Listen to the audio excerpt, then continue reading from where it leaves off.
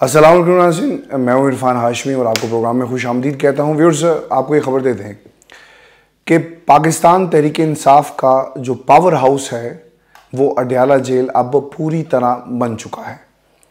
इससे पहले अपोजिशन, एहतजाज, ग्रैंड अलायंस और इत्तेहाद, ये तमाम फैसले जो हैं वो सिर्फ़ और सिर्फ पैगाम के ज़रिए किए जा रहे थे, लेकिन अब बाकायदा तौर पर इस command and control power house से आपको इजाज़त लेना पड़ेगी, जहां पर इमरान खान साहब जो हैं बैठे हुए हैं। इसकी सबसे बड़ी जो गलती से कहें जो पाकिस्तान तहरीक इंसाफ की कोर कमेटी ने मान ली है वो है पार्टी के फ़ैसले, और इन फैसलों में इमरान खान की रजामंदी जो है वो शामिल नहीं थी। इससे पहले मुख्तलिफ धड़े अपने अपने अंदाज में मामलात को पार्टी के चला रहे थे, और वो फैसले जो इस वक्त पाकिस्तान की सियासत पर असरअंदाज हो रहे हैं वो फैसले इन धड़ों ने किए, इमरान खान ने नहीं किए।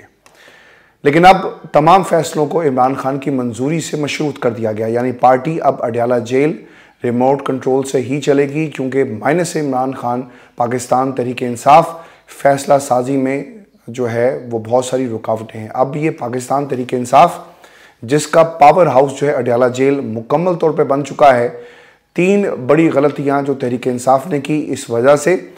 गलती नंबर 1, सुन्नी इत्तेहाद कौंसिल में शमूलियत। कोर कमेटी ने शरानी ग्रुप और MWM के साथ इत्तेहाद ना करना एक बहुत बड़ी गलती करार दे दिया है।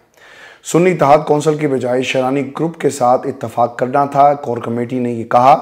गलती नंबर 2, पाकिस्तान तहरीक इंसाफ नज़रियाती से इत्तेहाद और इंतखाबी टिकटों की गलत तकसीम, बल्लेबाज के साथ इत्तेहाद का फ़ैसला और टिकटों की तकसीम के फ़ैसले पर भी जो खान साहब हैं उनसे मुशावरत नहीं की गई। कोर कमेटी ने इसे तस्लीम किया।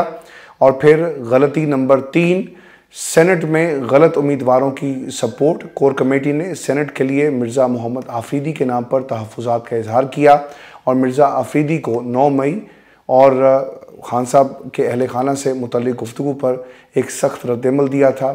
ज़राए कोर कमेटी ये बताते हैं कि मिर्ज़ा मोहम्मद आफरीदी को पाकिस्तान तहरीक इंसाफ की सपोर्ट नहीं होनी चाहिए थी, उनकी बजाय PTI के अपने उम्मीदवार को सेनेट में सपोर्ट किया जाए।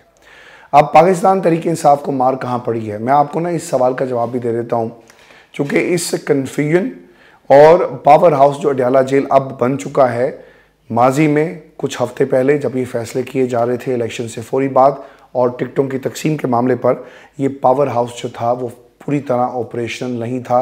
कोर कमेटी की बातों से हमें अब ये पता चल रहा है। व्यूअर्स, मखसूस नशिस्तें हासिल करने के लिए गलत हिकमत अमली PTI को इस वक्त लेकर डूब चुकी है। इसी पूरी सिचुएशन के अंदर मैं आपको ये बता दूं कि 80 के करीब नशिस्तें हैं जो पाकिस्तान तहरीक इंसाफ को कौमी असम्बली और चारों असम्बलियों में मखसूस नशिस्तों से हाथ धोना पड़े हैं। वकला ग्रुप के आपसी इख्तलाफात पार्टी फैसलों पर बुरी तरह असरअंदाज हुए। भांत भांत की बोलियां बोलने वाले मुख्तलिफ वकील रहनुमा पार्टी को सही समत में आगे लेकर नहीं जा सके, सही फैसले नहीं कर सके। एक ऐसे वक्त में जब इमरान खान की गैर मौजूदगी में पार्टी को इत्तफाक राय से आगे बढ़ने की ज़रूरत थी, पार्टी में वकला के इख्तलाफात इसमें दरारें डालते रहे, और नतीजा ये निकला कि 80 के करीब जो सीट्स हैं वो आपके हाथ से निकल गई। अब इमरान खान की हुक्म अदुली और उनके मशवरों को नज़रअंदाज करना पाकिस्तान तहरीक इंसाफ को महंगा पड़ गया है, और असल वजह यही थी इमरान खान के मशवरों और राय को हल्का लिया गया और मामला अपने अंदाज में चलाने की कोशिश की गई। सवाल ये है कि माइनस इमरान पाकिस्तान तहरीक इंसाफ का क्या कबाड़ा हो गया है। तो मैं आपको एक बात ये बता दूं कि ज़राए कोर कमेटी के मुताबिक इजलास में फ़ैसला किया गया कि PTI की मौजूदा क़यादत अकेले फ़ैसले करने की मिजाज नहीं है, और अहम फ़ैसला बामी मुशावरत और चेयरमैन माजी के खान साहब और अब जो बानी PTI जिनके नाम के साथ बानी का लफ्ज़ लिखा जाता है, यानी खान साहब की हतमी मंजूरी से मशरूत होगा, और बैरिस्टर गौहर अपने तौर पर कोई फ़ैसला नहीं करेंगे। ये खबर बहुत कुछ बता रही है, और इससे साबित ये हुआ कि माइनस इमरान PTI की फ़ैसला साजी ज़ीरो है। कोई एक फ़ैसला भी दुरुस्त नहीं हुआ। इख्तलाफी राय रखने वाले वकला की राय को इमरान खान के मशवरों पर फ़ौक़ियत देकर PTI वहाँ पहुँच गई जहाँ वो ऐवान में खड़ी है। मैं आपको एक बात ये बताऊं कि हम बात करते हैं ना कि माइनस इमरान खान पाकिस्तान की सियासत जो है वो सिफर हो जाएगी, पाकिस्तान का सियासी मंजरनामा सिफर हो जाएगा, मुल्क सिफर हो जाएगा। ये बात हम सब जो हैं इस पर हम सबका कंसेंसस मौजूद है। लेकिन अब हमें इस पर भी कंसेंसस करना होगा कि पार्टी के मामलात इमरान खान के को अगर आप माइनस करेंगे तब भी सिफर हो जाएंगे। और व्यूअर्स, जो जमातें शख्सियात के ऊपर खड़ी होती हैं, जहाँ पर वोट बैंक शख्सियात का होता है, वहाँ पर ये मसाइल आपको देखने को मिलते हैं। माइनस इमरान खान पाकिस्तान तहरीक इंसाफ में दुरुस्त फैसले करने की अहलियत नहीं है। इमरान खान के मशवरों को किसने नज़रअंदाज किया, इस सवाल का जवाब भी मैं आपके सामने रख देता हूँ कि ये सवाल सबसे अहम है। वो कौन था जो अपनी मर्जी चलाता रहा, इमरान खान के मशवरों को नज़रअंदाज करता रहा? वो कौन था जो गलत कानूनी और सियासी राय देता रहा और इसको इमरान खान से मंसूब करके पार्टी को गुमराह करता रहा? वो कौन था जो पार्टी लीडर के रूप में नुमाइंदगी किसी और की और हुक्मरानी और जो सीट थी वो किसी और की, उस पर बैठा हुआ था और पार्टी की फैसला साजी को अपनी मर्जी का रंग दे रहा था? पाकिस्तान तहरीक इंसाफ और इमरान खान को इन लोगों की निशानदेही करनी होगी। खाली गलती का इदराक काफ़ी नहीं है, इन लोगों की निशानदेही भी करनी पड़ेगी जिनके ज़रिए गलत फैसले हुए या करवाए गए, वरना कोई फ़र्क नहीं पड़ेगा और आइंदा भी नतीजा यही निकलेगा। व्यूअर्स, पाकिस्तान तहरीक इंसाफ का पूरा कंट्रोल जो है इस वक्त अडयाला जेल में इस पावर हाउस यानी इमरान खान के पास जो है वो मुंतकिल हो चुका है। मार खाने के बाद लौटकर पीटीआई अडयाला जेल को वापस आई। अब पीटीआई के लिए यही तरमीम शुदा मुहावरा इस्तेमाल करना पड़ेगा कि घूम फिर कर बात अडयाला जेल में कैद इमरान खान पर आ गई है। यही दुरुस्त फैसला है। भले फैसले करने में कुछ देर हो जाए, मगर अब इमरान खान से पूछे बगैर कोई कदम उठाना पाकिस्तान तहरीक इंसाफ की जो क़यादत इस वक्त बाहर है, ये हमाकत होगी, बेवकूफ़ी होगी and that will be a mission जो आपको क्यास की तरफ लेकर जाएगा। इसका सबसे बड़ा फ़ायदा ये होगा कि वकला ग्रुप की अजारादारी ख़त्म हो जाएगी और इख्तलाफात का हल भी निकल आएगा, क्योंकि वीटो पावर जेल में बैठे हुए इमरान खान के पास है। व्यूअर्स, इस सवाल का जवाब भी मैं आपके सामने रख देता हूँ कि क्या ये जो पाकिस्तान तहरीक इंसाफ है उन्हें जलसे की इजाज़त मिलेगी, क्योंकि एक चिट्ठी डाली गई है। आपको बता दें कि पीटीआई ने इस्लामाबाद में 23 मार्च की रात जलसे की इजाज़त मांग ली है। जलसे के लिए 3 जगह डी चौक, F9 पार्क और परेड ग्राउंड तजवीज़ की गई है। मुमकिन ना हो तो 30 मार्च को जलसे की इजाज़त जो है वो दे दी जाए, लेकिन इजाज़त आपको नहीं मिलेगी, ये मैं आपको बता दूँ। नून लीग और हुक्मरान इत्तेहाद की तरफ से कोई मफाहमत की कोशिश नहीं हो रही। इसकी वजह यह है कि ज़िमनी इलेक्शन के लिए परवेज़ इलाही के कागजात नामजदगी जमा नहीं होने दिए गए। पुलिस की भारी नफरी ने परवेज़ इलाही के घर वालों को आरओ ऑफिस ही नहीं जाने दिया। मैं आपको ना ये जो अली अमीन गंडापुर की मुलाकात हुई थी, इसके हवाले से भी खबर दे दूँ। खान साहब ने तो कहा ना कि आपको वफाक के साथ अपने आप को एंगेज करना चाहिए, लेकिन एक सवाल उनसे हुआ था अली अमीन गंडापुर से कि आप यहाँ पर खान साहब के मैंडेट के साथ बैठे हैं, तो उन्होंने कहा जी कि मुझे उन्होंने मुंतखब किया है, वज़ीर आला नामज़द किया, तो जो मेरी बात होगी खान साहब उससे इत्तफाक करेंगे। लेकिन व्यूअर्स, ये इस हद तक, यानी जब ये मामलात आप मिलने के लिए गए और मिलने के बाद आपने ये बात कही, तो यकीनन ये पाकिस्तान में बैठी हुई हुकूमतों को भी सूट करता है कि हाँ ठीक है जी, माइनस इमरान खान अगर कोई हमसे मिलता है तो हम मिलने दें, और ऐन मुमकिन है कि वो ताकत और वो हुकूमत अगर हमारे साथ चलकर फैसले करे तो शायद यही हमारे लिए बेहतर है। इसीलिए मैंने उस वक्त भी सवाल उठाया था कि अली अमीन गंडापुर को पहले मिलना चाहिए था खान साहब से, पावर हाउस से अगर इजाज़त मिलती तो आप जाते और आप अपने उस फैसले को, यानी मुलाकात करने के बाद आप जाकर कहें खान साहब मैं मिल आया हूँ, तो इमरान खान ने आपको क्या कहना था कि वफाक के मामलात को आप दुरुस्त अंदाज में लेकर चलें, और मेरा ख्याल है कि यही एक मुनासिब जो है वो पॉलिसी है। व्यूअर्स, आपको ये भी खबर दे दें कि पाकिस्तान तहरीक इंसाफ ने माजी की गलतियों से क्या सीखा है। बैरिस्टर गौहर ने एक टीवी चैनल से गुफ्तगू की और कहा कि हम आइंदा बाइकआउट नहीं करेंगे और ना ही इस्तीफ़ा देंगे, हम आइंदा भरपूर पार्लिमानी सियासत करेंगे।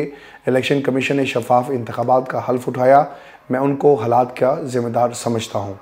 बैरिस्टर गौहर के मुताबिक सुन्नी इत्तेहाद कौंसिल से इत्तेहाद दुरुस्त फैसला था, हम फैसले पर कायम हैं। कुछ ऐसे लोग थे जो इस अहम फैसला साजी में हमारे साथ नहीं थे। अगर आपका ये फैसला बैरिस्टर साहब सही था तो आज पाकिस्तान की अदालतें आपके इस फैसले को क्यों नहीं मानती?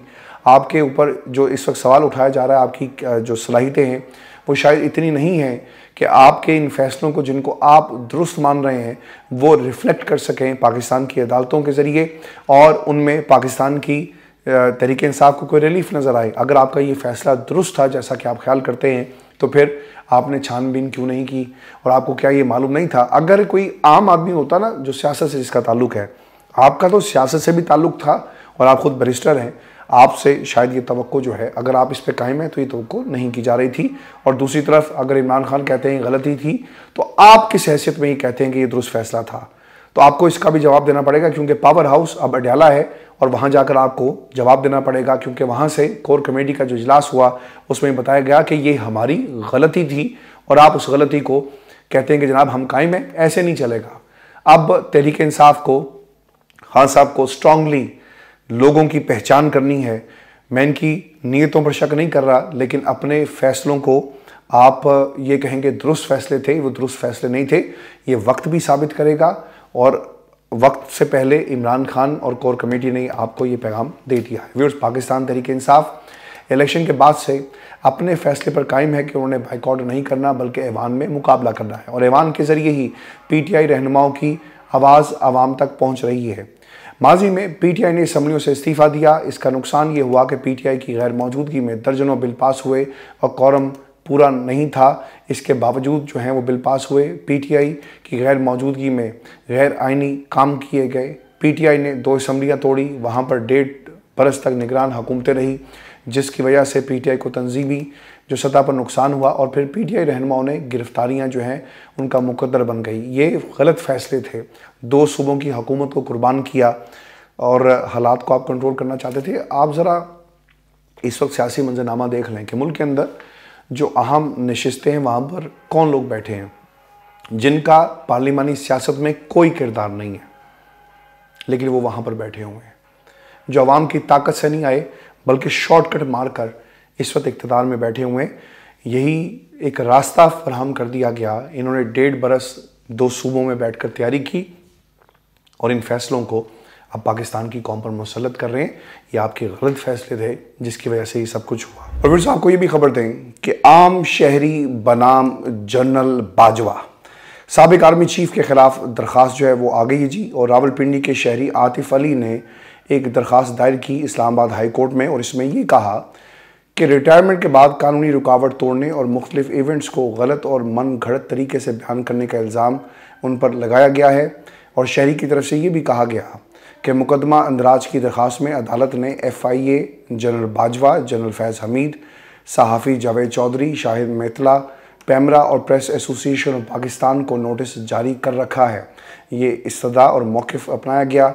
FIA को मुकदमा दर्ज करने की दरख्वास्त के बाद बार बार इस्तदा की गई कि पैमरा को भी पाबंदी की इस्तदा की, लेकिन कोई एक्शन नहीं लिया गया।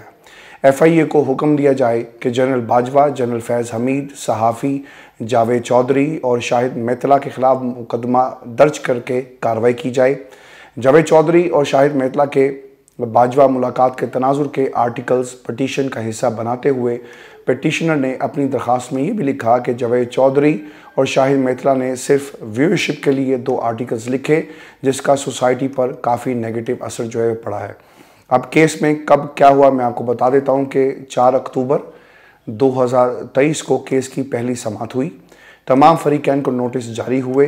फिर केस 28 नवंबर को मुकर्रर हुआ, लेकिन कॉज लिस्ट में इसे कैंसिल कर दिया गया। अब दरख्वास्त इस्लामाबाद हाई कोर्ट ने 25 मार्च को समाअत के लिए मुकर्रर कर दी है। चीफ जस्टिस आमिर फारूक समाअत करेंगे, लेकिन पहले दरख्वास्त को कॉज लिस्ट से ही मनसूख कर देना और फिर अब अचानक दरख्वास्त समाअत के लिए लगाने का आखिर मकसद क्या हो सकता है? क्या इस्लामाबाद हाई कोर्ट FIA को मुकदमे के इंदराज की हिदायत करेगी या फिर इसको ख़त्म कर दिया जाएगा? और फिर व्यूअर्स आपको ये बता दें कि जनरल फैज़ के भाई को एंटी करप्शन ने गिरफ़्तार किया, उनका जुडिशल हुआ और वो अडयाला जेल में शायद उन्हें मुंतकिल कर दिया गया है। एंटी करप्शन हुकाम की जानिब से जिस्मानी रिमांड ना मिलने पर मजिस्ट्रेट नजफ़ हमीद को जुडिशल करके 1 अप्रैल तक अडयाला जेल भेजा गया, जो कि गैर मामूली खबर थी। अब क्या जनरल फैज़ के गिर्द भी घेरा तंग होने जा रहा है? ये एक इंतहाई अहम सवाल है और आने वाले दिनों के अंदर आपको ये पता चल जाएगा। क्योंकि अगर आप ख्वाजा आसिफ साहब की गुफ्तगू सुने तो वो मुतादिद ओकेजन्स के ऊपर ये कह चुके हैं कि जो किरदार नवाज शरीफ की हुकूमत गिराने में मुलविस थे, वो किरदार जिन्होंने नवाज शरीफ को नाहल करवाया, उनका एहतसाब कब होगा। और साथ ही ये एक पूरी कार्रवाई हमारे सामने आ गई। और फिर जनरल फैज़ हमीद के भाई को भी आपने देखा कि उनके साथ क्या हुआ। तो हालात नवाज शरीफ साहब भी कह चुके अपनी तकरीरों में दबे अल्फाज में कि उन किरदारों से कौन पूछेगा। तो शायद अब उन किरदारों से पूछा जाए या नहीं पूछा जाएगा, इसका फैसला भी 1-2 रोज़ में हो जाएगा। व्यूअर्स, ये शो था आज का हमारा। अपने कमेंट ज़रूर भेजिएगा, चैनल को सब्सक्राइब करना मत भूलें। मैं कोशिश कर रहा हूँ कि आजकल मैं मुख्तसर वीडियो करूँ।